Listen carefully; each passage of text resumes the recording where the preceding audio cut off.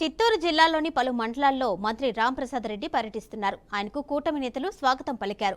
మరి కాసేపట్లో ఆవులపల్లి రిజర్వాయర్ దగ్గరకు మంత్రి చేరుకోనున్నారు. ఈ నేపథ్యంలో రిజర్వాయర్ వద్దకు భారీగా రైతులు చేరుకున్నారు. కాగా ఆవులపల్లి రైతులతో రాంప్రసాద్ రెడ్డి సమావేశం కానున్నారు.